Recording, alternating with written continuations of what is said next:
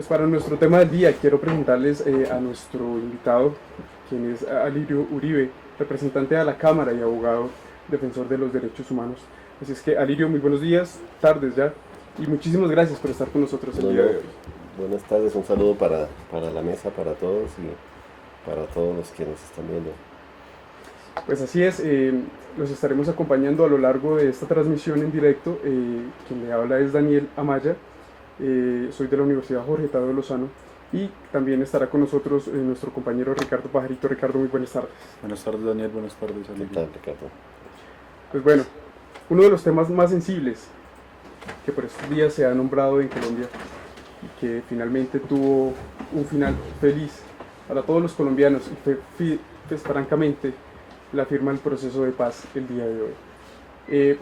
Queremos preguntarle a nuestro invitado el día de hoy, Alirio Uribe. Alirio, ¿cuál es el significado para los colombianos el suceso acontecimiento que tuvo el día de hoy en La Habana, Cuba? Bueno, Daniel, yo creo que hoy es un día muy, muy feliz. Yo creo que ese mensaje del cese bilateral, tanto de fuego como de hostilidades, definitivo, yo creo que es el mensaje que el país esperaba desde hace muchísimo tiempo. Nosotros hemos estado todo el tiempo moviendo en el Congreso, en muchos escenarios, en el Frente Amplio, en muchas plataformas de paz, de derechos humanos, esa solicitud del cese a fuego.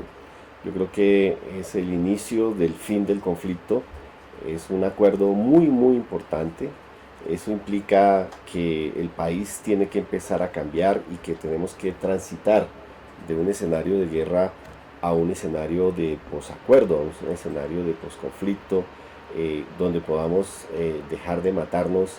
Yo creo que lo vital para toda la sociedad colombiana, el mensaje más fuerte es que ya 8 millones de víctimas es suficiente. Es imposible, es absurdo que podamos seguir en ese contador de víctimas, y creo que ese mensaje es el mensaje para mí más importante para todos los colombianos y colombianas, que seamos solidarios con esa guerra tan terrible que padecimos y que causó tantas víctimas en el país, y que por lo tanto nos dispongamos todas y todos de alguna manera a supervisar ese cese bilateral al fuego, ese cese de hostilidades. ¿Qué implica? Implica no solamente que no haya combates entre las partes. El cese de hostilidades implica que no haya ninguna actividad militar hacia población civil, hacia terceros, que no hayan extorsiones, que no hayan secuestros, que no hayan atentados. Y si ustedes miran lo que está buscando el acuerdo, porque más adelante estaba no solamente el cese bilateral al fuego, estaba el tema de garantías, el tema de desmontar los grupos llamados en el acuerdo sucesores del paramilitarismo, que es el término que usa la Corte Penal Internacional cuando se refiere a los neoparas o a las BACRIM o a este fenómeno criminal. Entonces yo creo que hoy se expresó la alegría no solamente en La Habana, la alegría en Colombia, de los televidentes, de la gente en la calle. Fue muy hermoso, fue un día de verdad muy impactante. Yo creo que todas y todos lloramos hoy porque realmente era hacer realidad que pare ese dolor tan terrible que ha sido la guerra en el país. Y obviamente este acuerdo tiene varios componentes, ¿no? Estamos en el punto 3, que es el punto fin del conflicto, agarró algunos puntos del punto 6, pero aparte de ese cese bilateral que va a ser verificable por Naciones Unidas, que va a ser verificable por la CELAC, se pactó también las zonas transitorias de ubicación, que es donde van a estar. Se habla de 23 zonas veredales, como las llama el acuerdo, donde ellos van a tener una ubicación transitoria. Se habla de 8 campamentos, es decir que en total van a ser 31 lugares de ubicación transitoria. Ahí también se fijan unas reglas del juego. Se habla de por lo menos 60 personas, hombres y mujeres de las FARC, que se van a poder mover durante esa fase por estos sectores. Se habla de que cada zona va a tener 10 voceros también. Y se establece el sistema de dejación de armas. Naciones Unidas se va a ocupar de verificar que efectivamente las armas se entreguen, se dejen de utilizar, y hay un periodo a partir del día D. El día D a que hace referencia al acuerdo es el día de la firma. Juan Manuel Santos ha dicho que va a ser el 20 de julio. Las FARC prefieren no dar fechas, no quiere amarrarse a una fecha que es la del acuerdo final. El acuerdo final entonces va a recoger los acuerdos que ya conocen, y si no conocen, estamos invitando a todas las personas que nos están siguiendo por acá, por este canal, para que lean los acuerdos. Pues ya está el punto 1 sobre tierras, el punto 2 sobre reforma política, el punto 4 que era el punto de política antidrogas, el punto 5 sobre víctimas, y ahora tenemos este acuerdo que incorpora todas estas medidas, no solamente el cese bilateral, insisto, sino también la dejación de armas, también el sistema de garantías que van a tener para que no se repitan los crímenes. Y yo creo que quedan algunos puntos pendientes que podemos mirarlos más adelante, qué es lo que queda pendiente y por qué no se firmó hoy pues el acuerdo final, y cuáles son los puntos que están pendientes. Así es, pues Alirio, hay uno de los temas más sensibles que sé también que nuestros televidentes en algún momento lo pudieron revisar muy bien a través de la prensa nacional e internacional. Era justamente la participación política que podía tener las FARC como grupo político. Uno de los puntos más sensibles que se llevó a tocar en la negociación era justamente este.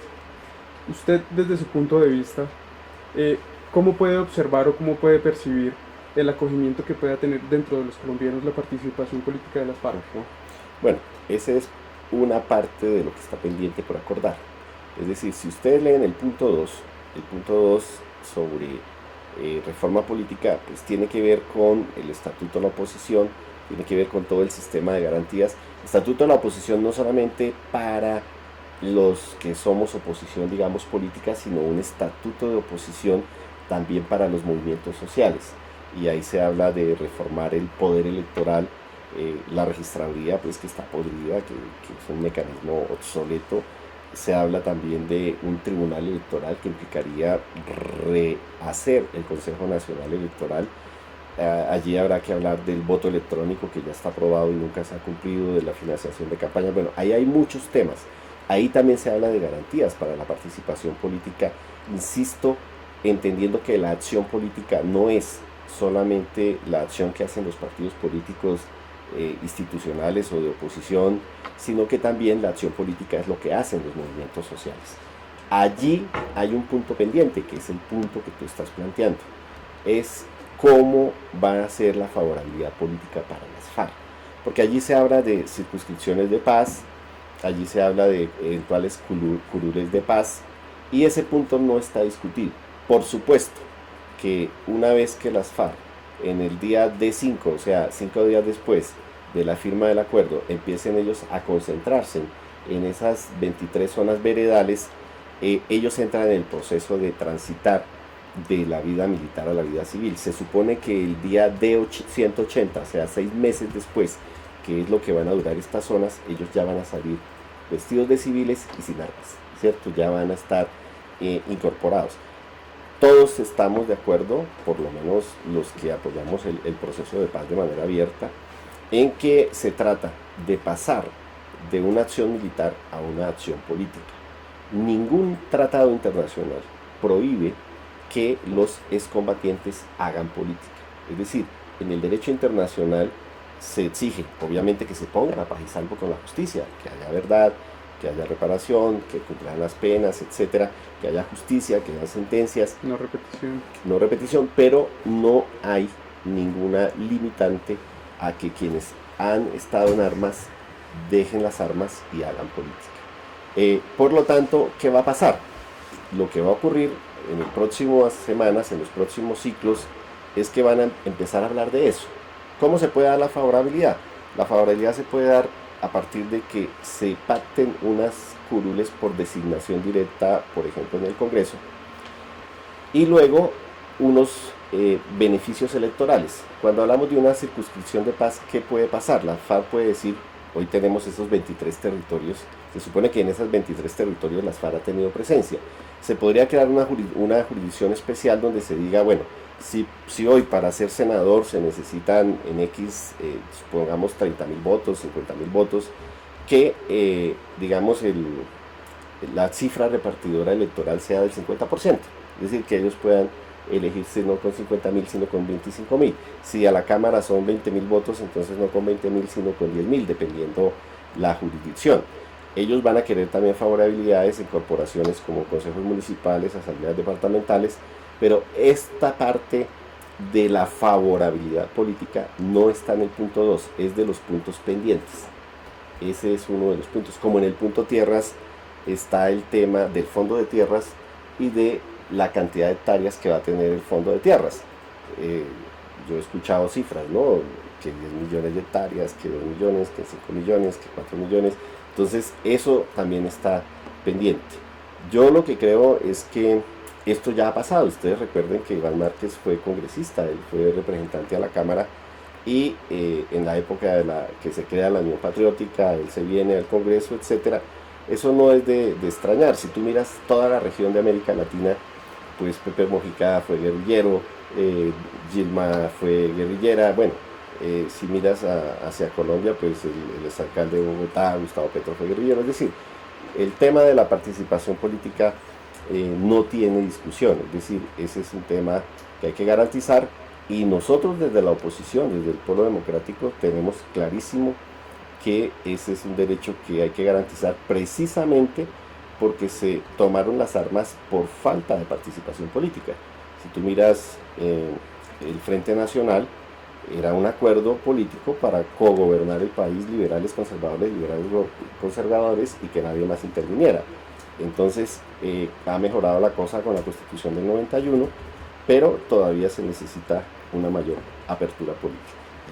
Pues sí, así es. Antes de continuar con nuestro análisis, pues queremos enviarle un saludo a todas las personas que en este momento interactúan con nosotros en nuestras redes sociales, en Facebook, en Twitter, en YouTube, y que están pendientes de lo que hace la TV Más Humana en este momento. Pues hay uno de los temas también muy sensibles que dentro de poco se empieza a hablar, que justamente es algo que en los últimos días se ha mencionado y que se ha establecido dentro de los acuerdos y que hoy fue muy claro el presidente Juan Manuel Santos en anunciarlo, y es justamente la entrega de armas que se realizará a las Naciones Unidas por parte de las FARC. Hay un análisis muy concreto que se ha venido realizando y es cuál es el poder de coerción que tiene los altos mandos de las FARC dentro de sí mismas. Es decir, cuál es la capacidad de entrega que puede tener una orden de un alto mando de las FARC para que estos grupos que están en diferentes partes del país evidentemente hagan esa entrega. Bueno, yo pienso que lo que vamos a ver con las FARC es un proceso de entrega de armas certificado por Naciones Unidas. Ahí quedó muy bien en el acuerdo cómo va a ser el sistema y quedó en 3 fases, ¿no? El acuerdo dice claramente que durante los primeros 90 días ellos deben entregar el 30% de las armas y obviamente, perdón, en los primeros 30 días, en los 60 días el otro 30% y al final ya casi sobre los 180 días los 40% de las armas restantes. Lo que las FARC nunca quiso y lo pactó así, lo que las FARC no quería era hacer la fila que vimos como por ejemplo cuando se desmovilizó el M-19 o el EPL, sino que ellos lo que querían era hacerlo más como con el modelo que se aplicó con el IRA en Irlanda, que fue un modelo también de guardar las armas en determinados sitios bajo custodia internacional y de alguna manera dejar que el proceso se fuera evolucionando y luego sí proceder a la destrucción de las armas y hacer los monumentos que se han propuesto. ¿Eso qué implica? Eso implica que hay que hacer el registro de las armas, los inventarios, etcétera. Va a pasar lo mismo que pasó cuando entregaron las armas paramilitares, que aunque ellos no hicieron ese registro tan técnico de armas, sino que se entregaron en bloque y luego se destruyeron. Y ahí nos vamos a encontrar con lo mismo que nos encontramos con los paramilitares. Habían armas de 28 países. Imagínate, o sea, que eso demuestra que los traficantes de armas y las grandes multinacionales de armas, incluso vamos a encontrar que muchos de los países que paradójicamente están apoyando el proceso de paz, que son productores de armas, o sea, estoy hablando de Estados Unidos, de Francia, de la propia Noruega, Suecia, seguro que vamos a encontrar armas de todos estos países porque son los que producen armas a nivel mundial. Entonces, lo importante es eso, es que la dejación de armas implica que un organismo internacional va a verificar, porque ellos van a llegar con armas a las zonas de concentración y van a salir sin armas. Entonces ahí se va a verificar y demás. Obvio que hay un riesgo de que alguien esconda un arma. Eso va a pasar. Es decir, Sí, claro. Eso no podría uno decir vamos a meter las manos al fuego. Es posible que alguien se quede con un arma, guarde un arma, entregue un arma, deje un arma escondida o lo que sea. Eso puede pasar. Pero por eso estamos insistiendo en el tema de la paz completa. Y es que la paz también se firme con el Ejército de Liberación Nacional, porque se corre el riesgo que efectivamente un miembro de las FARC que esté en determinada zona, que eventualmente no esté de acuerdo con algunos puntos de los acuerdos, pues coge su escarapela FARC y la cambia por el ELN y se va con su fusil de dotación y se mete al ELN. Eso es lo que no podemos permitir. Precisamente cuando hablamos de paz completa hay que remontarnos al año 91, obviamente que Ricardo y Daniel no estaban para esa época, eran niños muy pequeños, pero en esa época nosotros ¿qué vimos? Vimos que el EPL, el M19, el Quintín Lame, el PRT, después la Corriente de Renovación, hicieron el proceso de negociación, todos hicimos las fiestas, estuvimos muy felices, etc. Vino la constituyente y cuando se instalaba la constituyente se bombardeaba Casa Verde y se atacaba operacionalmente al ELN, sobre todo en zonas como Arauca, etc. ¿Y eso en qué se tradujo? En que duramos 25 años más en guerra, o sea, estamos en el 2016. Hoy nosotros corremos el riesgo de que si esta dejación de armas de las FARC no va acompañada de que se avance en un proceso de paz con el ELN, muchas de estas armas podrían pasar eventualmente al Ejército de Liberación Nacional. Es decir, que nosotros necesitamos hacerle un llamado en esta fecha tan especial, tan importante en el proceso de negociación con las FARC y el gobierno nacional, decirle al ELN y decirle al gobierno nacional, hombre, no vayan a cometer ese error, ¿no? ¿Cómo se han desaparecido las armas en los diferentes conflictos? Yo me acuerdo que en el PRT, que eso se hizo en Oveja Sucre y aquí al lado del mar, etcétera. Allí yo me acuerdo que en un helicóptero se subieron las armas y se botaron al mar, ¿no? Se tiraron, es decir, lo importante es que las armas desaparezcan y no se utilicen, Se dejen de ¿no? usar. Y se dejen de utilizar. Además porque es muy fácil adquirir armas. Es que si ustedes lo miran, si uno mira para atrás, fíjense que el propio Montesinos en Perú le vendió 10.000 fusiles al negro Acacio, armas que teóricamente el Perú había comprado legalmente. O si ustedes se acuerdan, en Bogotá, en el año 98 hubo un expo militar en Bogotá, y en ese expo militar se metieron 8.000 fusiles a la SAUC, ¿no? Dentro de, supuestamente se habían comprado unos repuestos para fusiles de competición y demás, y resulta que lo que había en esos contenedores eran casi 8.000 fusiles que se le entregaron a Carlos Castaño. Entonces fíjense ustedes que no solamente es destruir las armas o dejar de usar, sino realmente la voluntad política, porque pues un lote de armas es muy fácil de comprar, sobre todo claro, cuando de por medio hay dinero de narcotráfico y todo esto. Entonces lo que necesitamos, y lo dice muy claramente el acuerdo, es que el Estado recupere el monopolio de las armas. Y ese monopolio de las armas se perdió por dos vías. Uno, porque hubo gente que se alzó en armas para combatir el Estado, pero también se perdió ese monopolio porque el Estado renunció. El Estado creó legalmente paramilitares, y si ustedes recuerdan la pelea que tuvimos en su momento con las Convivir, ahí también se entregaban armas de guerra, o se pretendían entregar armas de guerra. La Corte Constitucional lo paró, pero se alcanzaron a entregar armas de guerra particulares. Es decir, que recuperar el monopolio de las armas en cabeza del Estado implica no guerrillas, no Valkyrie, no neoparas, no sucesores del paramilitarismo. Y ese tema pues es vital para garantizar a futuro la paz en el país. Sin embargo, para este tema del acuerdo de dejación de armas, hay un organismo que es demasiado importante, y es la ONU. La ONU no es la primera vez que va a trabajar un tema de dejación de armas, y una dejación de armas por partes, como se va a hacer acá con las FARC. Ya se hizo en El Salvador, que también fue en 3 pasos. Se fueron dejando las armas, se metieron en búnkers y se puso un candado que tenían diferentes llaves, diferentes organismos internacionales. Entonces a mí me parece demasiado importante resaltar ese papel de la comunidad internacional en el proceso de dejación de armas. Más que todo por las zonas, las 23 zonas, va a haber un control de los combatientes, va a haber un censo de los combatientes que se van a desmovilizar de las FARC y se puede hacer un control más consensuado de cuántas armas están en conflicto. Sin embargo, nosotros hemos hecho un estudio de cuántas armas se han entregado en los diferentes conflictos y muy pocas veces se entrega un arma por combatiente. En El Salvador se entregó más o menos un arma por combatiente y sin embargo se encontraron diferentes caletas con un montón de armas, tanto en el territorio salvadoreño como en Nicaragua. Pero lo importante de ese caso de El Salvador es que esas armas no se volvieron a utilizar para matar otro salvadoreño, no se utilizaron para ningún otro conflicto en El Salvador, sino que las armas quedaron guardadas por desconfianza de la misma guerrilla, pero no se volvieron a usar. Entonces me parece ese punto de la ONU muy muy importante. Otro aspecto demasiado importante que viene para el futuro es el plebiscito. ¿Qué dice este acuerdo en el plebiscito y qué viene para el futuro?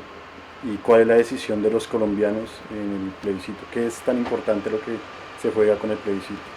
Sí, bueno, hace 2 semanas nosotros en el Congreso aprobamos ya la conciliación final de ese acto legislativo, de esa reforma constitucional, precisamente que incluye la forma de implementación de los acuerdos, el procedimiento especial para hacer reformas constitucionales, reformas legislativas, e incluye también el tema de un fondo especial para la paz, e incluye también la forma de incorporar los acuerdos internamente, que casi que es una puerta de 5 chapas, ¿no? Porque los acuerdos van a ser parte del bloque de constitucionalidad, se van a incorporar mediante una reforma constitucional, se van a depositar en Suiza en las instancias de VIH, porque es un acuerdo especial de derecho internacional humanitario, se va a depositar también en Naciones Unidas. Es decir, hay como desconfianza mutua. Yo diría, la desconfianza de las FARC de que el gobierno le haga conejo a los acuerdos, y por eso quieren darle el poder jurídico vinculante más alto que se pueda, y por eso elevar los acuerdos a constitución, pero también desconfianza del gobierno, de los próximos gobiernos, porque la paz tiene que ser de Estado, y obviamente si ustedes miran el discurso de los que se oponen al proceso de paz, dicen que los acuerdos de Santos con las FARC, incluso dicen que Santos es guerrillero. Entonces eso de blindar los acuerdos es un punto vital e importante para darle esa fuerza vinculante. ¿Por qué traigo a colación todo esto? Porque es que en el punto 5, en el artículo 5 de este acto legislativo, quedó claro que nada de lo que está pactado va a regir hasta tanto no haya una referendación popular. Ustedes recuerdan que las FARC arrancó con una vara muy alta, que era una constituyente. El gobierno metió el plebiscito y luego han ido acercándose. Ya hoy, ¿cuál es el acuerdo? El acuerdo hoy es que ellos se atienen a lo que diga la Corte Constitucional. La Corte Constitucional puede decir, efectivamente el plebiscito es constitucional, o la Corte Constitucional puede decir, esto realmente no es un plebiscito, sino que es una consulta popular, y modular el acto legislativo. Son como las dos tendencias que hay en la Corte. Claro, habría una tercera opción, y es que la Corte diga esto es inconstitucional y lo declare inconstitucional. Pero no va a pasar, no va a pasar porque la Corte Constitucional no va a correr pues con esa impopularidad o con ese riesgo cuando todos están diciendo, es decir, la derecha, el centro, la izquierda, las FARC, el gobierno, todo el mundo, la comunidad internacional está diciendo que para que unos acuerdos de paz tengan mayor legitimidad es importante que el pueblo manifieste su voluntad popular. Si ustedes se dan cuenta, los acuerdos involucran muchas voluntades. La voluntad del gobierno, expresada en la mesa de negociaciones, la voluntad de las FARC, expresada pues en sus voceros, la voluntad del Congreso, porque todo está pasando por el Congreso, la voluntad de la Corte Constitucional, porque todo va a tener control automático de la Corte Constitucional, y más encima la voluntad del pueblo, porque va a ser refrendado. Entonces, si ustedes miran, lo que se quiere es que este proceso esté muy blindado y muy legitimado, precisamente porque ha habido una gran polarización en Colombia entre quienes consideran que sería mejor seguir en la guerra y los que consideramos que es mejor ponerle fin a la guerra por vía de una negociación política. Entonces, creo que esa gran polarización hace que tengamos que ser muy responsables a la hora de incorporar los acuerdos y de darle la debida legitimidad o la debida fuerza vinculante. Entonces, es fuerza vinculante Congreso, es fuerza vinculante Gobierno, es fuerza vinculante Corte Constitucional y es fuerza vinculante el pueblo diciendo sí a la paz, sí a los acuerdos. Pero Sí. el siguiente paso es el plebiscito. Sí, obviamente, una vez que pase lo del día D y lo que diga la Corte, nosotros le solicitamos como comisiones de paz de Cámara y Senado a la Corte que se pronunciara, que no se tome los términos. O sea, si la Corte aplica estrictamente los términos están venciendo a finales de agosto. Pero los términos no tienen por qué aplicarse. O sea, si la Corte hace el análisis más, podría sacar ese fallo en julio, por decir algo.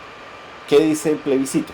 El plebiscito dice que el presidente, con la firma de todos sus ministros, convoca al Congreso, esté sesionando o no, puede convocar las sesiones extras, le dice: señor Congreso, quiero hacer un plebiscito, esta es la pregunta, no sé qué, o una consulta popular, señores Congreso, apruébenlo.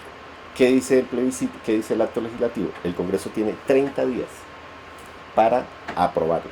Si el Congreso no lo aprueba, el presidente, es decir, él sería como un silencio positivo. Sí. Es decir, si el Congreso no hace eso dentro de 30 días, es un positivo. Y una vez que esté aprobado por el Congreso, el presidente no lo puede hacer antes de un mes ni después de 4. Es decir, que si la cosa se decide en julio, inmediatamente el gobierno va a presentar el proyecto de ley, nosotros en el Congreso lo discutiremos, tenemos 30 días para tramitarlo y estaríamos hablando de que en septiembre, desde mi punto de vista, esos son como los tiempos, ¿no? Sí, entonces en el- septiembre, después del plebiscito, estaría empezando a contar el día D y los 180 días. Es posible que el día de, desde mi punto de vista, como yo interpreté los acuerdos, pero bueno, Ricardo puede tener también otra interpretación, yo el día de lo entendí como el día de la firma total de los acuerdos. Uno podría también interpretar que el día D es el día de la refrendación. A mí me parece que va a ser el día de la firma de los acuerdos porque se va ganando tiempo en el fenómeno de concentración, dejación de armas y demás. Pero entonces usted considera que las FARC van a dejar las armas antes de estar el plebiscito aprobado por los colombianos. No creo. Es decir, es posible que haya una diferencia de días, pero es posible que el primer lote de armas lo dejen en el marco en que se esté tramitando la ley del plebiscito en el Congreso, digo yo. Pero obviamente aquí estamos haciendo futurología, ¿no? No me crean, sí, no me crean lo que digo, porque estamos suponiendo que el acuerdo va a ser hacia julio, estamos suponiendo que la Corte se va a pronunciar más o menos en julio, estamos suponiendo que inmediatamente el gobierno va a presentar la ley para convocar el plebiscito y el Congreso tiene 30 días, entonces más o menos las cuentas estarían dando para septiembre, octubre, a más tardar, estar haciendo el plebiscito. Claro, es netamente especulación. Pero hay algo adicional a lo que hemos venido tocando y es justamente el debate que se centraba en torno a que si el plebiscito era el mecanismo de refrendación más idóneo para realizar este tipo pues, de sugerencias que estaba planteando el Estado. Ya fue lo que, digamos, en un propósito y en un supuesto, la mayoría de los pertenecientes al Estado, pues en algún momento lo avalaron, pero el debate se estaba, pues, haciendo alrededor de qué era lo más idóneo para este tipo de mecanismos. Bueno, mira, yo la verdad, yo fui más extremo. Yo en el Congreso, cuando se votó, nosotros dijimos, el Polo lo vota, lo aprueba, estamos con el proceso de paz, pero yo dije, el plebiscito no tiene objeto. Porque es que refrendar la paz equivale como a que hagamos un plebiscito para preguntarle a la gente si está de acuerdo o no con que los niños vayan a la escuela, ¿no? Sí, Es decir, el Estado de Derecho ustedes lo saben como politólogos, es un pacto político que implica precisamente división de poderes, ejecutivo, congreso, organismos de control, etcétera, derechos para los ciudadanos. Es un pacto de paz. Es decir, el Estado de Derecho es un pacto de paz. Es decir, es un estado de normalidad. Entonces, aquí la guerra nos ha degradado tanto que pareciera que nos tenemos que preguntar al pueblo si estamos de acuerdo en vivir en paz o no. O preferimos que ese fenómeno político que yo analizo es como que fuésemos en una locomotora de 50 más años de guerra y nos da miedo tirarnos de la locomotora, ¿no? Entonces, sí, no, pero de guerra, o sea, una locomotora de guerra y nos da miedo tirarnos y vivir en paz. Pero yo insisto que, dada la polarización que tiene el país, obviamente esa participación popular tiene muchísima fuerza. Ahora, que sea plebiscito, pues es antitécnico porque el plebiscito es como para hacer aprobar la política del gobierno y el plebiscito es el mecanismo de participación más antidemocrático. Lo suelen usar los jefes de Estado casi que dictatoriales. Bueno, yo quiero tal política y entonces pregúntenle al pueblo, manipula al pueblo y gana. Es más viable para mí la consulta popular. Por eso si tú miras, muchos de los expertos que participaron ante la Corte Constitucional le dijeron: Corte Constitucional, esto no es un plebiscito, esto realmente es una consulta popular. La palabra la tiene la Corte. ¿Qué han dicho hoy las FARC y qué ha dicho hoy el gobierno? Nos acogemos a lo que diga la Corte. Es decir, que la Corte tiene el valor, ellos van a resolver cuál es el mecanismo, pero yo insisto, lo importante es que el país le dé ese aval. Recuerden ustedes que en Guatemala pasó un fenómeno muy extraño. En Guatemala se asimiló, y es el peligro de que sea plebiscito, es que se asimile el aprobar el proceso de paz como el aprobar el gobierno de Santos. Y ahí sí perdemos todos, porque yo también iría a votar en contra, ¿cierto? O sea, es decir, que es mal presidente, eso no tiene discusión, ¿no? Que ha hecho un esfuerzo por terminar la guerra y por eso lo apoyamos, incluso votamos por él, es otra cosa. Pero si tú miras las encuestas últimas, una de Gallup fue muy interesante, la favorabilidad del presidente era del 21%, pero la disposición de votar por los acuerdos de paz era del 57%. Es decir, la gente ya está entendiendo que la paz no es Santos. Santos es el presidente que la negocia por mandato constitucional, pero la paz es una paz de Estado y la terminación de la guerra no tiene nada que ver con si el presidente es muy bueno o malo, regular o lo que sea. Es decir, si nosotros no hacemos una campaña por el sí, dándole a entender a la gente que lo que estamos haciendo no es votando por Santos otra vez, sino votando por la finalización de la guerra, correríamos el riesgo de que la gente votara en contra o que la gente no fuera a votar. Pero yo creo que cada vez se ha ido deslindando más el tema de la persona del presidente, de los acuerdos. Por supuesto que Santos ojalá tuviera más fuerza, más legitimidad, ojalá hubiese hecho un mejor gobierno y tuviera más fuerza, pero bueno, las encuestas hablan y ahí están. Y yo creo que lo importante es que la gente sí quiere que pare la guerra. Y en función de eso la gente va a expresarse en las urnas y pienso yo que el voto por el sí va a ser mucho mayor que el voto por el no. Acá hay una pregunta mayor técnica. Dicen si los que están en el exterior, que nos están viendo en este momento en los diferentes países, pues si los que están en el exterior pueden votar. Sí, que sea plebiscito, eso lo metimos precisamente y lo saludamos desde acá, desde Colombia, a los que están en otros países viéndonos, porque ellos nos mandaron cartas al Congreso, a diferentes congresistas. Yo personalmente recibí una de colombianos en el exterior y nosotros nos ocupamos de que quedara clarísimo que los colombianos en el exterior también quieren la paz en este país y que también pueden participar. Así es, en los consulados me imagino que... Sí, claro, como siempre. Sí, como siempre. O sea, esto siempre es limitado, ¿no? Ojalá que tengamos alguna metodología que puedan votar una semana, porque es que el problema que tienen los colombianos en el exterior es que hay colombianos que, pues todos trabajan, ¿no? En el exterior hay que trabajar duro para poder vivir como acá, ¿no? Y hay gente que tiene el consulado a 8 horas de tren, bueno, en zonas muy retiradas, y entonces tienen problemas para votar. Yo creo que si se habilitara algún mecanismo que sea de varios días, sería más fácil para los colombianos votar en el exterior, porque quieren votar, ¿no? Y muchos querrán votar a favor y otros querrán votar en contra y tienen derecho a hacerlo. Claro que sí. Pues, concejal Alirio, hay una Representante representante a la Cámara. No, me gustaría ser Para concejal. allá va.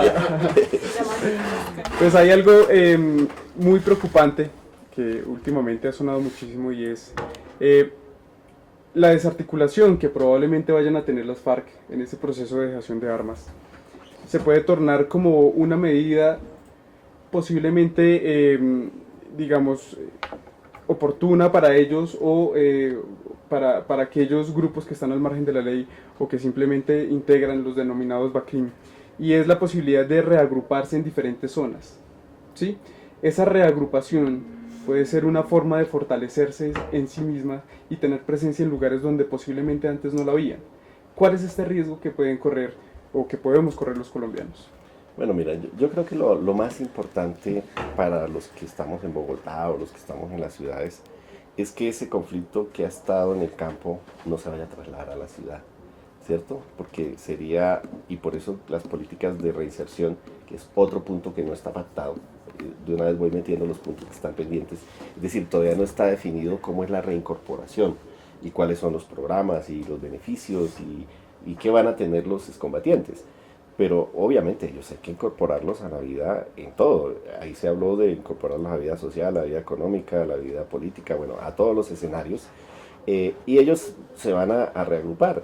Yo creo que va a pasar de todo. Algunos se van a mantener más articulados a lo que las FARC cree, que será, no sé si será el nuevo partido político, no sé si serán cooperativas agrarias. Bueno, si tú lees los acuerdos, ahí aparecen muchas instancias. Y por otro lado, ellos tienen que cumplir las penas restaurativas, etcétera, y muchas de las penas restaurativas están referidas precisamente a los programas que tienen los acuerdos, por ejemplo el desminado humanitario, bueno, entonces de eso también va a depender dónde van a quedar, pero obviamente pues van a reencontrarse con sus familias, con sus padres, con sus hermanos, con sus hijos, los que tengan hijos, bueno, no sé, dependiendo las edades de los que se van a reincorporar. Y yo creo que lo más importante es que el proceso sea exitoso y garanticemos que ellos no vuelvan a la violencia. Yo tengo toda la certeza de que las FARC desaparecen como aparato militar. Y lo hemos visto en todos los procesos de paz. O sea, el M-19 desapareció, el EPL, el Quintín Lame, bueno, todos desaparecieron. Yo lo que sí creo es que va a pasar, porque ha pasado en todos los conflictos armados, que algunos puedan irse a grupos de negocio personal, de narcotráfico, de otro tipo de cosas. Ese riesgo es inevitable, ¿no? Lo que no podemos tener es una tasa tan alta como la que pasó con los paramilitares. Si ustedes recuerdan, los paramilitares se desmovilizaron 35.000, porque eran más o menos 31.500 de manera colectiva, 3.500 de manera individual. ¿Y qué pasó? Hubo recapturas de 10.000, recaptura de 10.000, y yo digo, bueno, y si se recapturaron 10.000 por nuevos delitos, ¿cuántos en un país donde reina la impunidad, cuántos no? ¿Cuántos no? ¿Cuántos volvieron a delinquir que no fueron capturados? Entonces, eso no nos puede volver a pasar. Es decir, yo he hecho derechos de petición a las oficinas de reinserción y demás, y el Estado no sabe dónde están los que se... ¿Y eso qué implica? Que no hubo los programas, no hubo seguimiento, etc. Pero yo creo que las FARC se va a ocupar de tratar de mantener organizadas las estructuras a través de lo que se cree con posterioridad al posacuerdo. Yo creo que ellos van a tratar de, sea por la vía del partido político, sea por la vía de cooperativas agrarias, de proyectos productivos, de los programas de educación, etcétera, de todo lo que va a contener la reincorporación, va a hacerlo, pero va a ser inevitable que algunos se descarríen o terminen, ¿no? Sí, claro. De hecho, lo vimos también en los juegos de paz anterior, porque recuerda que algunos de los que estaban en los juegos de paz anterior después terminaron incluso en grupos paramilitares, ¿no? Entonces, esos son como cosas colaterales. Es decir, que el que diga que eso no va a pasar, que eso es imposible, que es que los miembros de las FARC son muy políticos y muy formados y que no sé qué y que van a respetar, eso va a pasar. Lo que no va a pasar es que un frente entero diga yo sigo en la guerra. Eso no va a pasar, ¿no? No va a pasar porque todos han estado allí, incluso cuando se ha dicho que tal frente no sé qué, que tal, pum, el comandante aparece en La Habana, pone la cara, ¿no? No, yo pienso que es una organización bastante vertical. Yo no digo que eso sea una cabalidad, ¿no? Pero es una organización bastante vertical y eso hace que las decisiones sí se tomen por un aparato máximo que es el secretariado y todos están metidos en esto. Y además es que se vio durante todas las negociaciones que el secretariado completo estuvo participando en las negociaciones. No hubo ningún miembro del secretariado que no estuviera integrado no hubo en una división como tal dentro del proceso de negociación. Pero yo creo que uno de los temas importantes para evitar esta transmisión de la guerra a las ciudades es desde el gobierno, desde el Estado, librar y solucionar los problemas de transición de los que llevaron al conflicto. Porque sí, está bien que tengan su partido político, está bien que participen, que tengan sus congresos campesinos y toda esa parte que está allá, pero si el Estado no se compromete a hacer los cambios que provocaron el conflicto, va a pasar lo mismo que está pasando en El Salvador con las maras salvatrucha y los diferentes grupos, que es un conflicto que se transmite a las ciudades. Sí, así es un tema que también es transversal a esto, y es que de qué manera puede estar el Estado mismo preparado en cuanto al fortalecimiento de las instituciones para hacer cumplir este acuerdo. Fíjate que por eso las FARC insistía tanto en el tema de una asamblea constituyente. Y yo he estado en muchas conferencias, porque he editado N conferencias sobre paz, pero he estado en algunos círculos de intelectuales, de gente que sabe mucho del Estado y de la estructura del Estado, y le preguntan a uno eso, dice, bueno, ¿y cuál es la infraestructura para la paz? ¿Cuál es la institucionalidad para la paz? Por eso las FARC insistía mucho en el tema de una constituyente, es decir, ya sin armas hagamos una constituyente y miremos cómo rediseñamos o reestructuramos el Estado y todas las instituciones en función de eso. Yo soy de la tesis que todo lo que existe es fruto de la guerra y de alguna manera toda la institucionalidad se acomodó, ¿no? Lo decía el Nobel Stiglitz cuando decía cómo es posible que Colombia en medio de semejante guerra crezca al 5%. Es porque todo el aparato se acomodó, que incluso hacía la economía productiva a pesar de la guerra. Entonces, muchas cosas deberían cambiarse de manera paulatina, y bueno, yo pienso que dentro de los puntos que están por pactarse, es posible que se acuerde una asamblea constituyente, no para refrendar acuerdos, no para ahorita, sino para más adelante. De hecho, yo incluso pienso que todo este tema del diálogo ha iniciado ya un proceso constituyente. Hay mucha gente hablando de constituyentes, haciendo constituyentes por la salud, por la educación. Yo he estado en constituyentes en todo el país, los indígenas, los afros, los campesinos, la cumbre agraria, bueno, están haciendo constituyentes como en la lógica de cuál es la nueva institucionalidad que tenemos. Incluso esa constituyente, así no se haga formalmente con un cambio en la Constitución, pienso que se va a hacer a partir de pactos locales. Yo creo que lo que se va a venir, si ustedes miran lo que se firmó hoy, se habla de un gran pacto nacional para excluir las armas de la política, para no sé qué, para la convivencia, para los derechos humanos. Yo creo que lo que va a pasar es que nos vamos a tener que sentar en Urabá, en el Putumayo, bueno, en diferentes regiones, subregiones, a hacer como esos pactos locales para mirar cómo se reestructura la vida productiva, la vida social, la vida política, etcétera, en función de que realmente la gente no se siga matando y que no se sigan utilizando las armas para imponer voluntades. Pues así es el representante de la Cámara, Alirio Uribe, quien nos acompañó el día de hoy, y pues nos complace a nosotros hacer este análisis luego de un evento tan importante, pues que nos tiene muy felices a los colombianos. Sin duda alguna es un proceso que tiene un respectivo desarrollo, muchísimas críticas de parte de los diferentes sectores de la nación, pero que sin embargo pues la esperanza está puesta allí.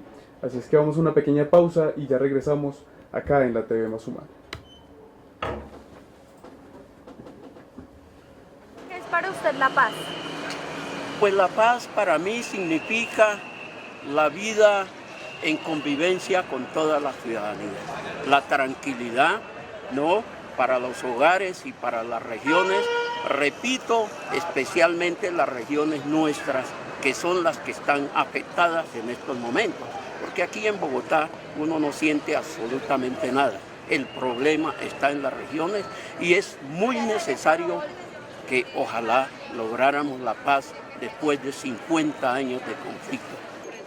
Yo sueño un país en paz, donde la gente pueda andar libremente, donde no tenga la gente que desplazarse de sus tierras y pueda habitar su campo, pueda cultivar, donde mis hijos, mis nietos caminen sin temores y puedan expresarse libremente.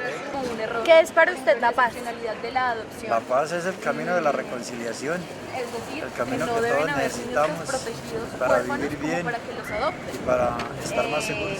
Para usted, ¿qué es la paz? La paz es vivir y dejar vivir, ¿no? Que todas las personas tengan el derecho a comerse un pan cada día, siquiera, porque hay personas en este planeta, en este país, que desgraciadamente hay, pero se lo están comiendo con los potentados, la plata y todo se lo roban, y el pueblo está sufriendo esa hambre. Para usted, ¿qué es la paz? Mira, la paz tiene que nacer de cada corazón. Nosotros siempre hablamos de paz para Colombia, paz para el mundo, pero la paz tiene que nacer de cada familia, de cada hogar, y empieza por uno mismo, porque nosotros decimos, ¿cómo construimos paz? Pues empezando cada uno desde su propio entorno, y así de poquito a poquito pues se llega a una paz general, o digamos como a un ambiente tranquilo, digamos relativamente, porque nunca se va a lograr algo totalmente perfecto. Pues regresamos en este análisis que estamos haciendo desde la TV Más Humana, con uno de los sucesos más importantes que ha sucedido justamente hoy en Cuba y que pues nos tiene muy felices a los colombianos. Ricardo, ¿qué nos tiene para preguntarle a nuestro invitado el día de hoy? Bueno, Alirio, después de este cese, de que las FARC van a perder su poder en los territorios, ¿cuál es el deber del Estado para tomar ese poder en los territorios? Para tomar el poder que tiene las FARC y transformarlo en un poder estatal. Bueno, ese es uno de los interrogantes fuertes. Incluso, digamos que la gente más escéptica en términos de no atacar el proceso de paz, sino de escepticismo hacia el futuro, tiene la preocupación de cómo hacer para que esas economías ilegales y esas fuerzas que hay en los territorios, una vez que las FARC se salga de allí, no terminen ocupados por grupos armados de otro tipo, ¿no? Y obviamente lo que uno aspiraría es que el Estado haga presencia no solamente con la cuestión militar, sino que haga presencia social, que hayan programas realmente que permitan hacer que la paz se sienta en los territorios. Y eso es el desafío que tenemos, y ese es el desafío que tiene el Estado colombiano. De lo contrario sí puede ocurrir, y de hecho muchos campesinos y muchas organizaciones agrarias que han convivido con las FARC tienen preocupación de que una vez que las FARC se retire, ellos puedan ser objeto de masacres o de ataques fuertes o de desplazamientos forzados, porque de alguna manera en esos territorios estuvo las FARC y ellos convivieron con esa presencia armada, lo cual no quiere decir que las comunidades eran de las FARC, simplemente convivieron con ese fenómeno armado y con ese control social que hacían las FARC. Y obviamente cuando las FARC se retiran, ellos sienten que, y de hecho personalmente he recibido quejas de zonas del Tolima, de algunas veredas, de algunas zonas que en el mapa aparecen como zonas rojas, donde la gente dice que la fuerza pública ha estado amenazando, que grupos paramilitares, etcétera, han estado amenazando a la gente. Yo creo que el indicador más importante de éxito de este proceso de paz va a ser que no vayan a haber represalias contra esas organizaciones, contra esas comunidades, no vaya a haber detenciones, no vayan a haber muertos, etcétera, y que no se sigan atacando. No solamente el tema de garantías, si ustedes lo leen como se pactó hoy en el acuerdo, no implica solamente garantizarle la vida a los comandantes, obviamente ese es un componente, pero hay que garantizar la vida a todos los miembros de las FARC, pero también hay que garantizarle la vida a la gente que vive en los territorios, a las organizaciones que están en los territorios, a los campesinos, a los indígenas, a los afros, a los movimientos sociales que puedan existir allí. Y creo que en ese sentido el indicador más fuerte de éxito del proceso de paz es la no repetición, ¿no? Bueno, también vemos que cuando las FARC pierden estos territorios, como se ve en la Macarena, entran las multinacionales ya a querer explotar los recursos que estaban ahí y que no podían explotar porque estaban las FARC. Entonces, ¿cómo hacer el trabajo ya de los trabajadores de las comunidades, de la gente que está con la gente, que vive la Colombia regional, no la Colombia urbana? ¿Cuál es esa apuesta de esta gente para proteger los recursos naturales y las comunidades propias de estos territorios? Sí, me haces acordar del año 2000, había un embajador acá muy querido y muy comprometido con los derechos humanos en Colombia, de Canadá, ¿no? Y entonces cuando yo estaba amenazado, él me decía: Lidio, no, mira, vente con tu esposa, tus hijos a mi casa el fin de semana, que te quedas en la embajada, que se den cuenta que nosotros te respaldamos, no sé qué. Y entonces él hablaba, ¿no? Decía: mira, Lidio, el problema de Colombia es que ser un país muy rico. Debajo haber petróleo, haber oro, haber ¿no? carbón, etc. Y arriba haber guerrilla, ¿no? Para él ese era el problema del país, ¿no? Entonces, obvio, aquí no nadie puede ser tonto. Es obvio que acá se han aprobado una cantidad de tratados de libre comercio a los que nos hemos opuesto, pero ahí están aprobados. Y una vez que la guerrilla no esté en esas zonas, porque la guerrilla ya no va a quemar a los que van a hacer la exploración o los que van a hacer la perforación o ya no los van a extorsionar, etc., pues obvio las empresas se van a sentir en mayor libertad de hacer sus inversiones. Y si ustedes miran, pues previamente a este proceso de paz, sobre todo en los dos gobiernos de Uribe, se ha concesionado todo el país. Entonces todo el país tiene concesiones mineras, bueno, de todo tipo. Yo creo que lo que se va a agenciar después del posacuerdo va a ser una relevancia muy grande de los conflictos reales del país.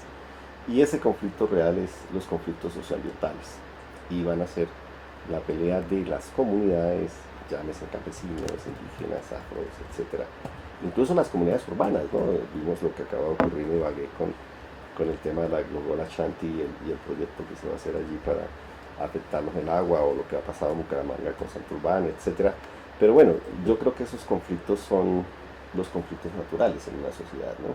Entonces sí hay temor de las comunidades, pero yo creo que también cada vez hay más conciencia ambiental. Fíjate que nosotros demandamos, el Congreso aprobó que se hiciera minería y petróleo en páramos, que se respetaran los derechos adquiridos, etc. Nosotros lo demandamos, la Corte lo declaró inconstitucional, y obviamente estamos tratando de que se excluya la minería total en los páramos. Entonces creo yo que pueden venir procesos muy interesantes.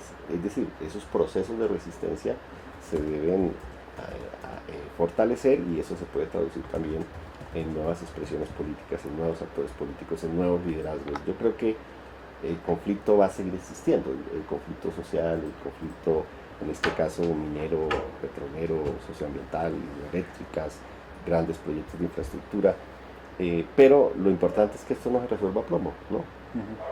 Las discusiones se han hablando desde las diferentes formas de discutir, tanto. Y cuando hablo de los pactos locales, ahí va a entrar el tema, ¿no? Ahí va a entrar el tema.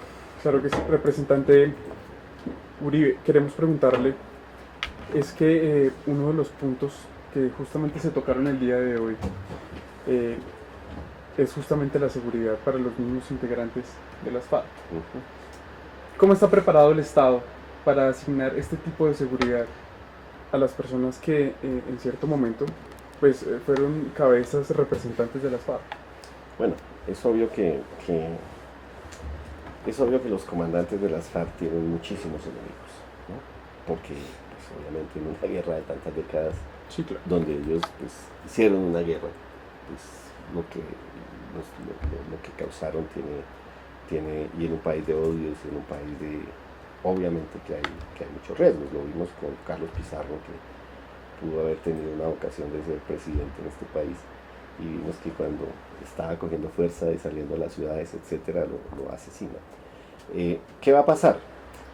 Lo que va a pasar es que va a haber un mecanismo de protección mixto, donde el comandante guerrillero va a tener unas unidades que son exguerrilleros que ya hayan solucionado su situación legal, que no estén incursos en crímenes de guerra o de lesa humanidad, etcétera, que tienen experticia militar, y van a estar combinados con policías, ¿sí? Y van a tener una protección mixta. Eso es lo que va a pasar. Muy parecido a lo que se hizo con el M-19. Sí, pero pienso que está muy afinado. Es decir, del año 91 a hoy, nosotros tuvimos 24 programas de protección para proteger jueces, para proteger sindicalistas, para proteger testigos, periodistas, defensores de derechos humanos, indígenas, bueno. Y eso hoy está más, digamos, machacado y más sofisticado. Obviamente, yo creo que esos pactos locales también van a tener que, es decir, si yo fuera comandante de la FARC, y si yo operé, por decir algo, en el Valle del Cauca, y si yo tuve problemas y operaciones donde estaban los ingenios, donde estaban los indígenas, yo creo que lo primero que uno tendría que hacer es ir a hacer un saldo de cuentas, ¿cierto? Yo reuniría a los ingenios y les diría, mire, yo soy comandante tal, yo operé en esta zona, yo efectivamente hice esto, les quemé aquello, los extorsioné por esto, etcétera. Hoy yo soy otra persona, hablaría. Es decir, yo creo que ese proceso, eso es lo que es la reconciliación de verdad, ¿cierto? Por si no, ¿qué va a pasar? Imagínate que un guerrillero se movilice y llega a la casa y le hagan allá un atentado y con su familia y demás. Pues lo que puede pasar es que su hermano o el otro hermano se va a la guerra otra vez, ¿sí? Porque mucha gente se fue a la guerra después de haber sido atacada, ¿no? O muchos niños que entraron niños a las FARC, sus padres habían sido muertos o desplazados o lo que sea. Bueno, entonces lo que quiero decir con esto es que hay que hacer esos pasisalvos, ¿no? Y esos pasisalvos son sociales, no son militares, ¿no?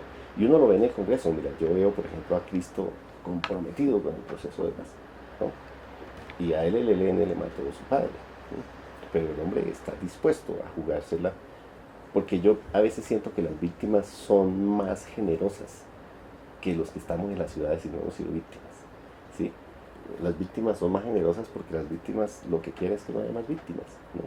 Entonces a veces saben que es la guerra guerra y saben lo que es la violencia y demás, entonces a veces hay más generosidad. Entonces yo creo que ese diálogo de lo que se llama la reconciliación pasa por ahí. Tendrían que ir a pedirle perdón a mucha gente.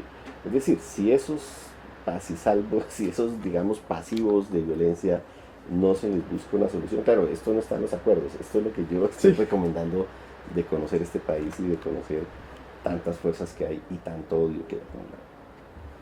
Pues así es un tema muy sensible además, pero adicional a lo que hemos venido hablando a lo largo de este análisis, hay una pregunta que me inquieta y que además yo he sido bastante crítico de ella, y es justamente el desorden político que en cierto momento ha tenido la izquierda en Colombia. Dada la participación política que se ha negociado en La Habana, las FARC claramente podrán ser un grupo político con participación como tal cual partido político en Colombia. ¿De qué manera se puede reorganizar la izquierda en Colombia para que tengan un liderazgo que sea evidente y que sea consecuente con los ideales que se han promovido a lo largo de la historia? Bueno, no tenemos mucha autoridad para, para hacerlo, ¿no? Es decir, yo personalmente, si me preguntas, yo creo en el Frente Amplio, y en el Frente Amplio no de la izquierda, sino el Frente Amplio de muchos actores y de muchos sectores sociales, incluso de sectores democráticos que no necesariamente sean de izquierda.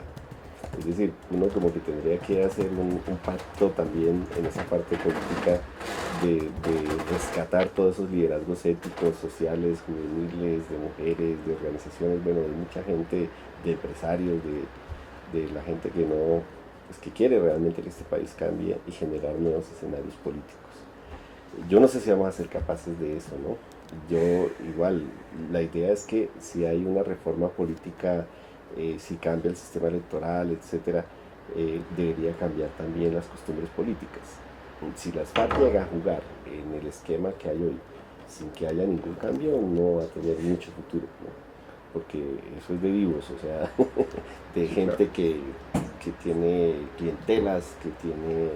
Bueno, yo entre más estudio el sistema electoral y eso, cada vez me explico menos cómo estoy en el Congreso, o sea, cómo me elegí, ¿no? O sea, es un milagro, o sea, realmente el aparato está hecho para que nadie entre y para que sean siempre las mismas castas políticas que tienen toda la corrupción, el clientelismo, los votos, la compra, bueno, todo lo que hay, el tráfico de puestos, la contratación, todo está hecho para eso. Se supone que eso va a cambiar, y si eso va a cambiar, pues habría un escenario de oportunidad política. Las FARC ha sido claras, yo no me voy, porque eso lo hemos hablado, o sea, las FARC le hemos preguntado en diferentes escenarios en el marco de la negociación, está clarísimo que ellos no se van a ir para el Polo, ni se van a ir para la UP, ni se van a ir para el Partido Comunista, ni a los Verdes, ni se van a ir a Marcha Patriótica, ni al Congreso. Ellos van a crear su propio enseña política. Pero también hay que decirle a ellos, ustedes no saben hacer política de este tipo. Es decir, sí, ¿no? van a entrar novatísimos. Entonces van a entrar sin escenarios. Ninguna experiencia.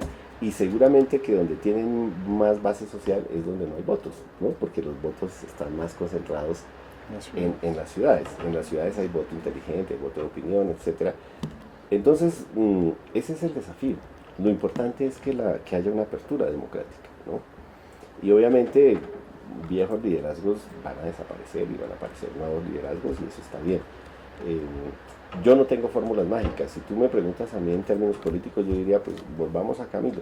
Camilo hablaba Frente Unido, hablaba Plataforma Único, y incluso si tú coges los 12 puntos de la plataforma política de Camilo y los trasladas a hoy, están vigentes todos, ¿no? Y el mecanismo era la unidad a través de un Frente Unido, etcétera, sin intereses personales, bueno. Pero hoy tenemos un sistema político viciado y los liderazgos políticos también. Entonces, yo creo que ese proceso de renovación lo tiene que hacer la gente creyendo en la política. La gente no entiende el daño que le hace al país por no participar políticamente. Porque está precisamente, entre menos participa la gente, más se garantiza que los que gobiernen y los que elijan sean los peores, ¿no? Los que manejan toda la maquinaria, toda la vulgaridad de lo que llaman aquí la política. Entonces, ese es como el desafío también, generar esa cultura política de participación. Pues representante, nos gustaría que pues, usted le diera un mensaje pues, de aliento a aquellas personas que de cierta manera han percibido que este proceso pues, ha tenido muchos quebrantos a lo largo de su desarrollo, pero que pues como nosotros vemos y pensamos y suponemos, pues va a tener un final feliz para los colombianos, como lo vimos el día de hoy. Así es que queremos que usted le dé un mensaje pues, a nuestros televidentes sobre lo que posiblemente podrá suceder y digamos que sobre todo una reflexión sobre lo sucedido. No, yo lo que le diría a la gente es no comamos cuento y leamos los acuerdos. Ese sería mi primer mensaje. No me crean a mí, no le crean al Centro Democrático, ni a Polo, ni a liberales, ni lean los acuerdos. Ese sería mi primer mensaje. 2, hagamos pedagogía sobre los acuerdos. 3, no nos resignemos a que este país es una situación apocalíptica y que no tiene arreglo. Este país sí tiene arreglo. Este país es muy rico. Este país es viable. Este país tiene gente inteligente de todas las edades, hombres, mujeres, niños. Este país es hermoso, es precioso. Este país tiene cómo alimentarnos a todos, cómo darnos riqueza, cómo darnos desarrollo, tiene ecosistemas, es un país hermoso. Yo lo que diría es, lo destruimos a partir de la guerra, a partir del conflicto, a partir de la concentración, del despojo, de la violencia, lo mapeamos en función de la guerra y nos toca reversar muchas cosas. Entonces yo lo que diría, y sobre todo a los jóvenes, porque a veces lo que más me aterra a mí es que un joven crea que esto no tiene arreglo. Que lo diga yo porque llevo 54 años y no lo hemos podido arreglar, pero que lo diga un joven, eso me eriza. Es decir, cómo un joven no puede pensar que él tiene la capacidad para decidir y para cambiar este país. Yo creo que ese sería el mensaje más fuerte y el punto de la solidaridad con las víctimas. Yo diría eso, es decir, por un minuto pongámonos en los pies de un desplazado, en los pies de alguien que le han desaparecido a su hermano, o que le han secuestrado a su hijo, o alguien una mujer que fue violada, etc.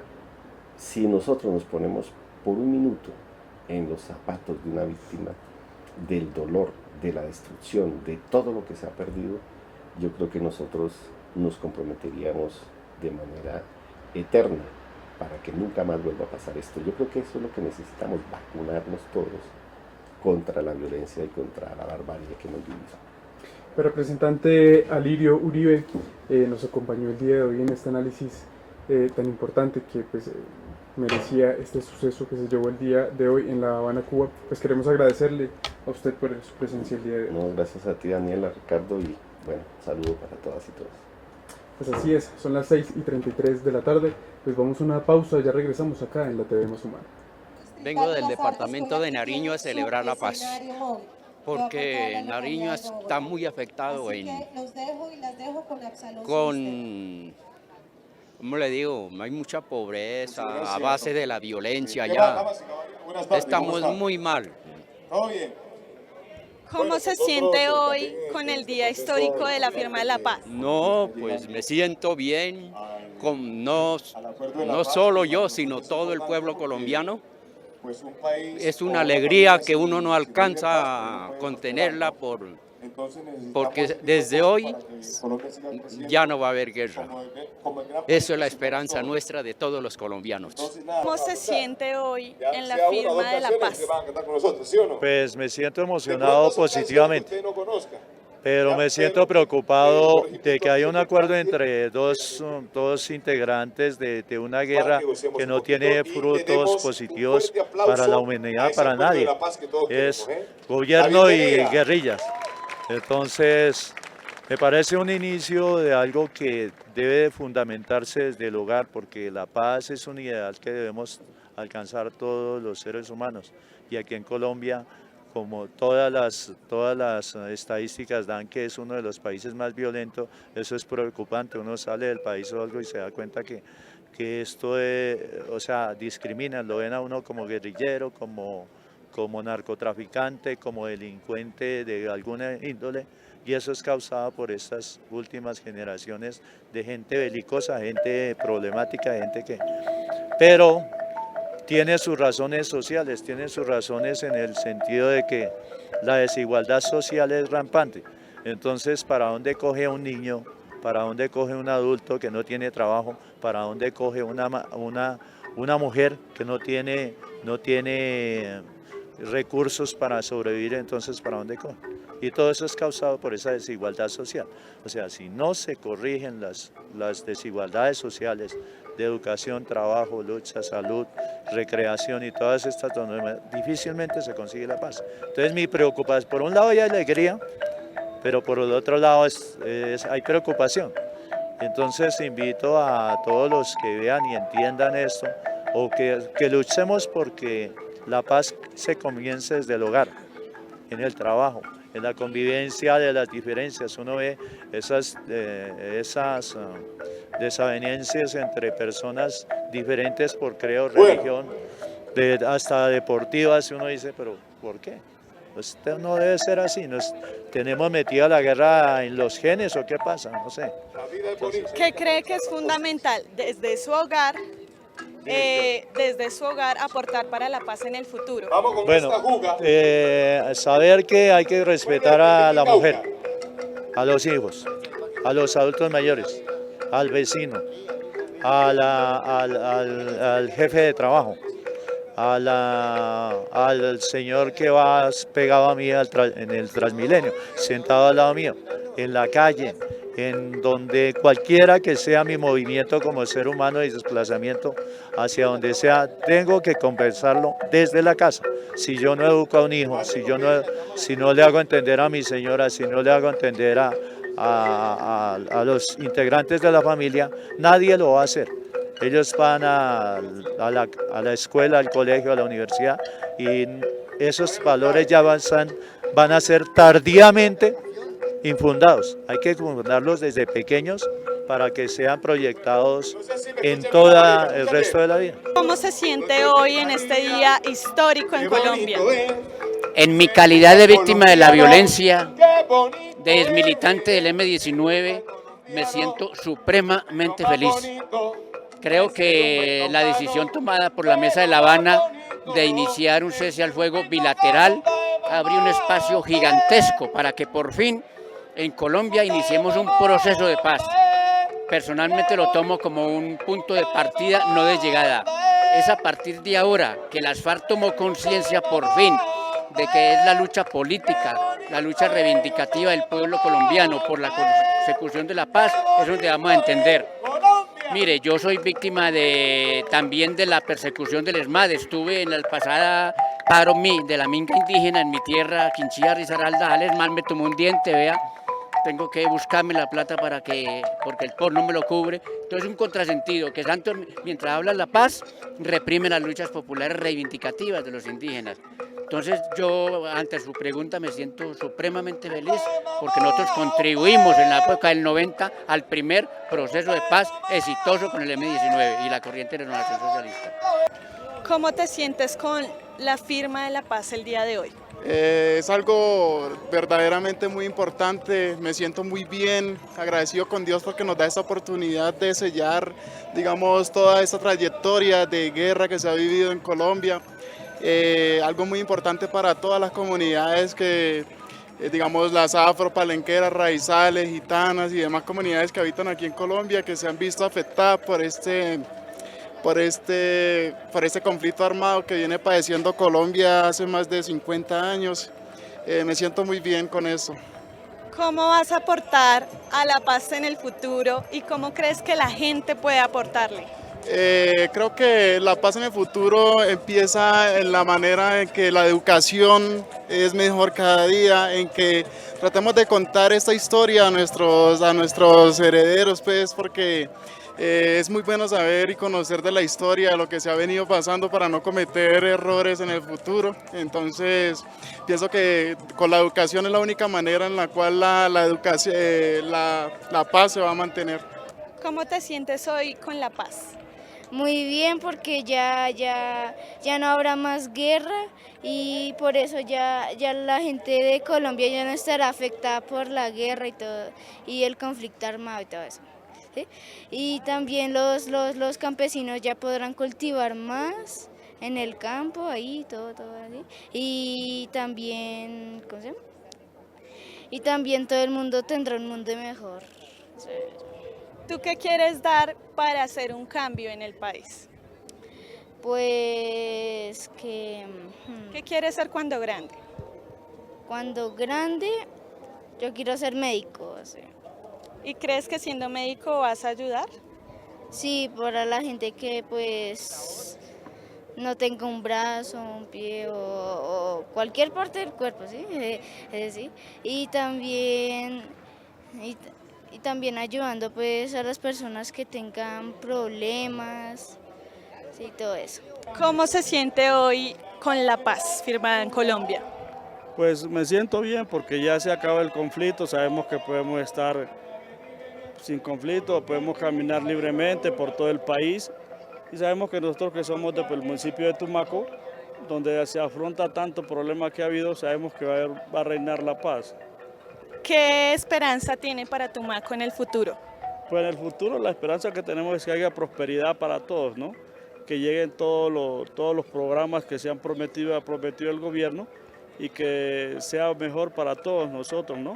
Que sea una paz duradera, no sea una paz que ahorita estamos firmando la paz y que mañana ya estemos otra vez en la guerra. ¿Cómo se siente hoy que se firmó la paz en Colombia? Pues me siento pues más tranquila porque pues al saber de que pues ahora podemos andar libremente pues en las calles, ya nuestros hijos no corren peligro y nuestros nietos más adelante también van a estar tranquilos, pueden andar en la calle tranquilos y ya pues no estamos pues con ese miedo de que si salimos nos va a pasar algo, ya que una bomba, una cosa u otra. Entonces me siento más tranquila y contenta. Quiero quitarme la fe.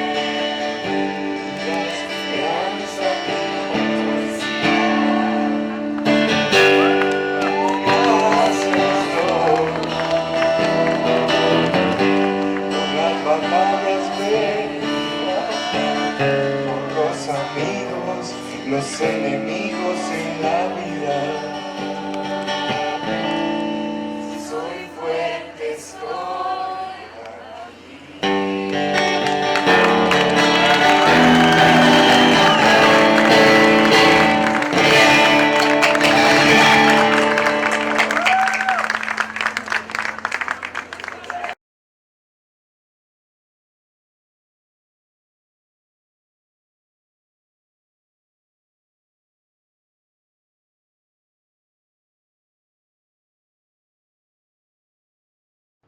Ahí está bien.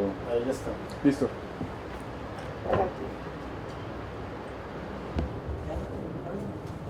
Bueno, continuamos con este análisis que hemos venido haciendo a lo largo de la última hora sobre uno de los sucesos más importantes que ha acontecido el día de hoy en Cuba y que pues nos tiene con una felicidad muy grande a los colombianos, un esfuerzo muy grande por parte del Estado que se ha realizado para pues finalmente tener un acuerdo firmado el día de hoy y que sin duda alguna diferentes grupos gremiales, empresariales y políticos han celebrado continuamente. Así es que haremos un recuento de lo que ha sucedido el día de hoy en uno de los aspectos políticos más, digamos, más importantes que ha tenido este país en este momento. Bueno,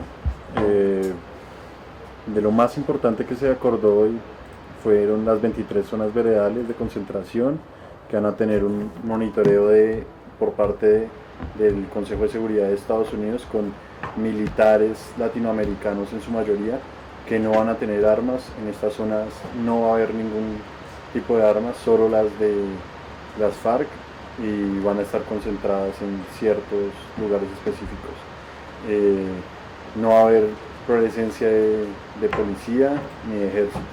El ejército y la policía van a estar a 1 kilómetro de distancia de estas 23 zonas. Si llega a existir alguna necesidad de que entre la policía por algún crimen común, se tienen que pedir permisos especiales que ya están pactados entre las partes. Van a haber también 8 campamentos, de los cuales la salida de los guerrilleros va a ser sin armas y sin uniforme. Entonces esto va a llevar a que se haga un censo de todos los combatientes que tiene las FARC actualmente para poder tener la logística tanto de los alimentos que se les van a otorgar como de ya la ropa común que van a utilizar para dejar sus uniformes. Son 300 miembros los de la ONU y el Consejo de Seguridad que van a participar en estas zonas.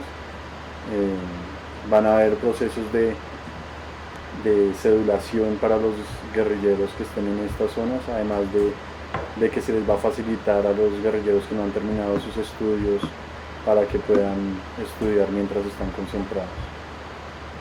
Pues bueno, es uno de los sucesos más importantes y que pues nosotros hemos querido analizar el día de hoy, y es justamente las cifras que ha dejado este conflicto por más de 50 años y que pues finalmente hoy tenemos una esperanza, todos los colombianos, de que esto finalmente termine.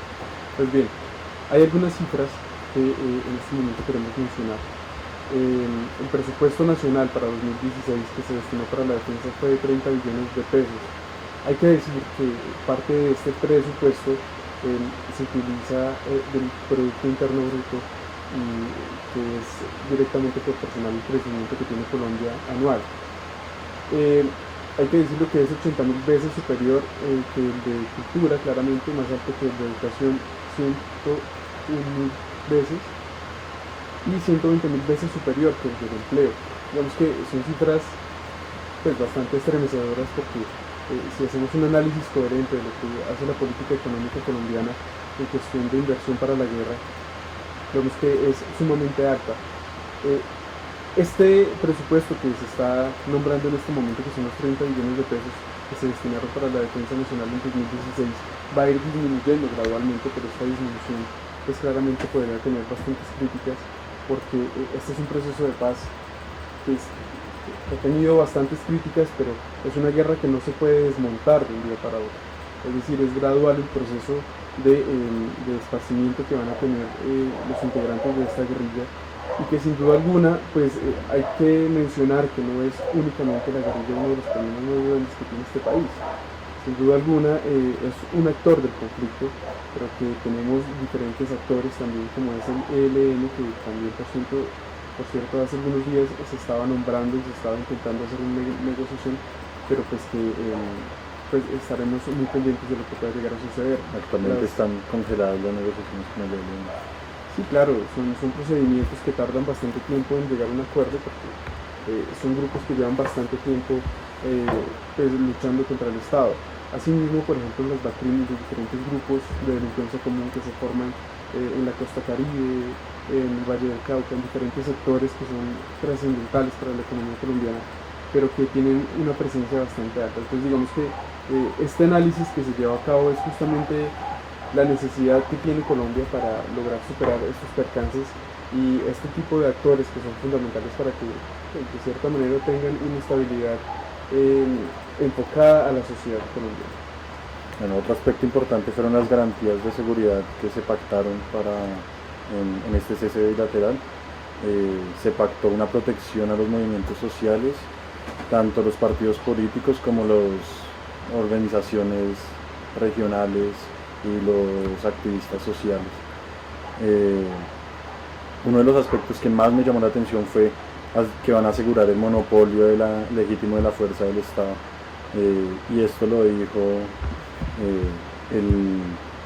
el miembro de Cuba, hablando de que las FARC están comprometidas a dejarle el monopolio total de la fuerza al Estado y que tienen ahora un enemigo común, que son los neoparamilitares, BACRIM, que son los grandes opositores al proceso de paz, al proceso de restitución de tierras y a todos los procesos que se van a venir después de la firma del total de los acuerdos de paz y que van a generar dificultades para el posconflicto.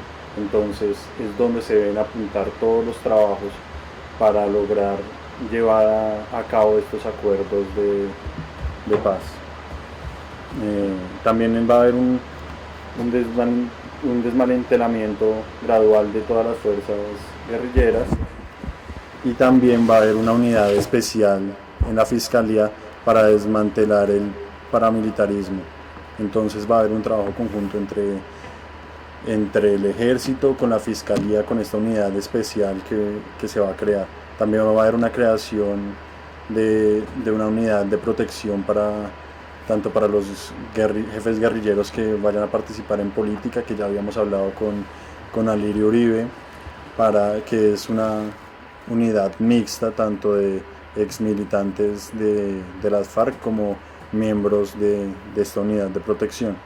Van a haber también protección a las comunidades en los territorios y a los nuevos movimientos sociales que surjan después del conflicto.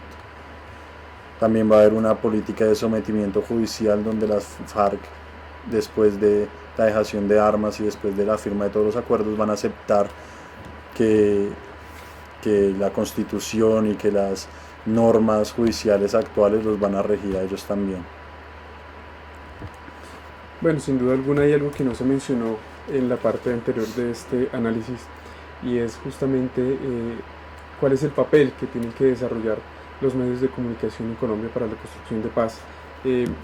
Un tema que es bastante criticado porque pues, sin duda alguna los diferentes grupos políticos tienen una tendencia ya establecida, pero sin embargo acciones muy elementales y muy importantes que pueden realizar diferentes medios de comunicación es sensibilizar a toda la población colombiana de la importancia que es tener un proceso de paz exitoso como es el que hasta ahora se está llevando, claramente con sus problemas que hemos ya visto, y es una negociación bastante importante, bastante ardua, bastante compleja sobre todo.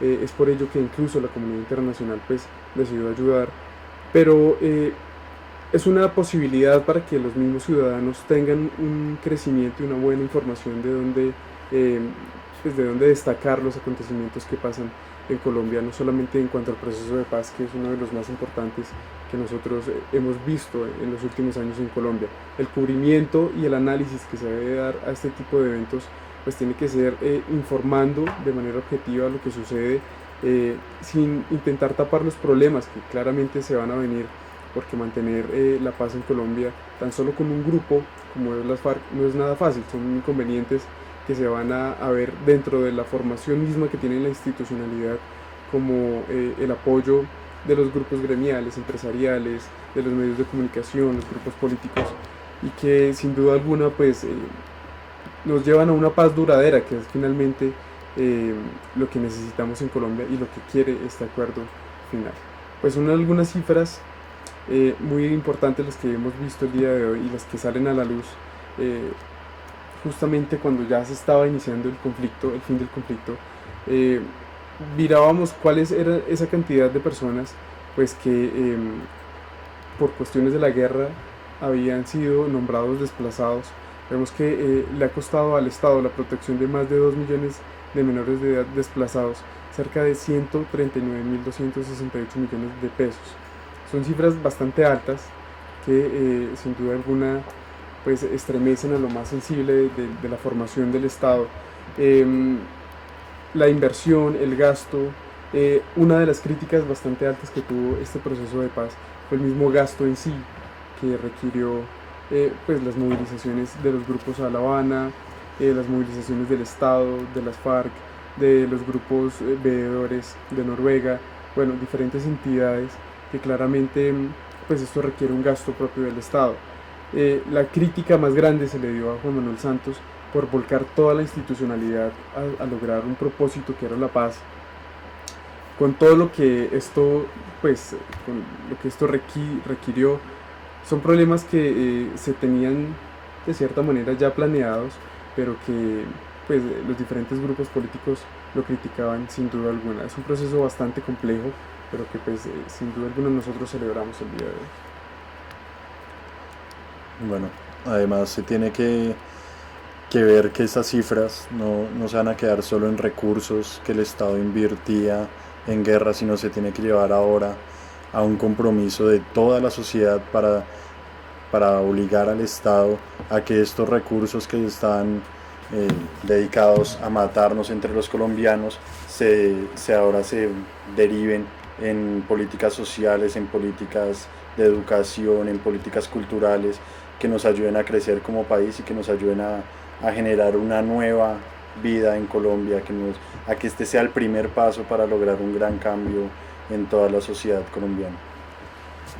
Así es, pues bueno, nos alegra a nosotros haber iniciado esta transmisión con uno de los eventos más importantes que ha acontecido en Colombia y que fue justamente la firma del cese al fuego bilateral que tuvo Colombia con las FARC, hoy firmado en La Habana. Pues nos estarán viendo a lo largo de estos días a través de este canal. Pues saludamos a todas las personas que estuvieron muy pendientes de lo que nosotros estamos haciendo en este momento, el análisis sobre todo, y pues recomendarles que vamos a estar subiendo contenido constantemente a nuestras redes sociales y que también podrán escribirnos a nuestras cuentas personales, a nuestras redes sociales, para que pues se informen de cada cosa que estaremos planeando para esta TV Más Humana. Pues soy Daniel Amaya y estuve acompañándolos a ustedes a lo largo de estas 2 horas con un análisis sobre uno de los hechos más importantes que ha acontecido en Colombia y en el mundo. Muchas gracias a todos. Nos estamos viendo en la TV Más Humana.